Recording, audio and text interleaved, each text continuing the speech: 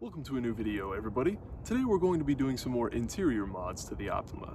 Now, everything that we're going to be doing in this video isn't quite here just yet because a couple of things got delayed in the mail, but I figured we could go ahead and start with what I have so far.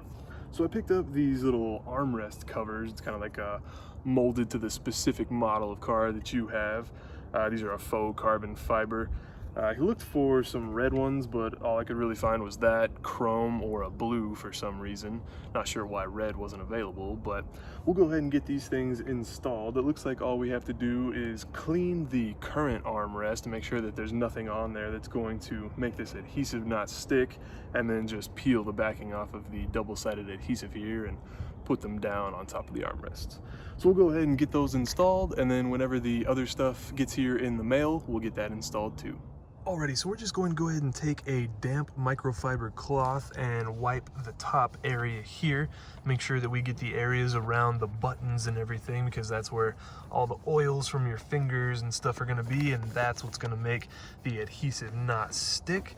So we'll go ahead and wipe down all of these for the front and the back, and then get our new plates installed.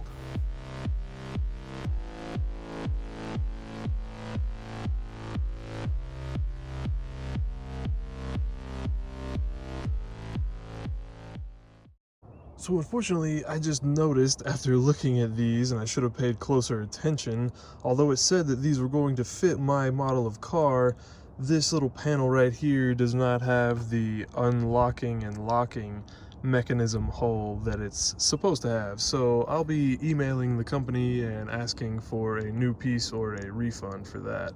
So we'll go ahead and get the back ones on there and see what happens with this then. Alrighty, we've got the back one on this side and the back one on this side as well. Alrighty, you guys, we got a couple more pieces in the mail, although we are still waiting on a couple more things to finish up this entire video. But we got a little vent cover that's going to go at the bottom of my center 2 air vents with the little rollers there, and then that's where the little SOS for the turn signals is.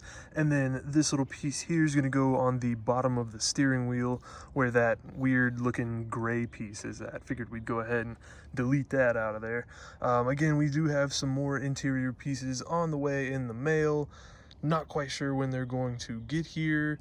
Hopefully pretty soon so I can wrap up this video, but let's go ahead and get these installed as well.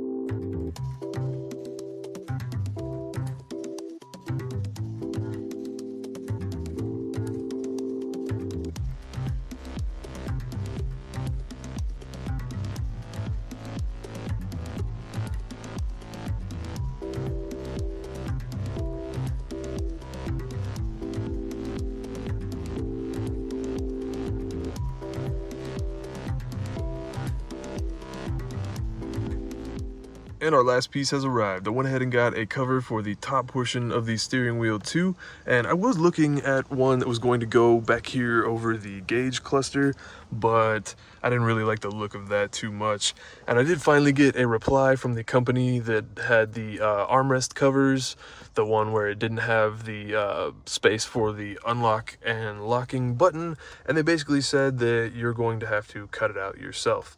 Even though it says it fits this year of car, apparently in that country, this even model of car, because this is just the LX, doesn't have that locking and unlocking button, which was kind of a surprise to me, but whatever. So we'll bust out a Dremel or something in another video and see if we can't get that on there and make it look nice. If not, I guess we'll just leave it off for now and see what we can do about it later.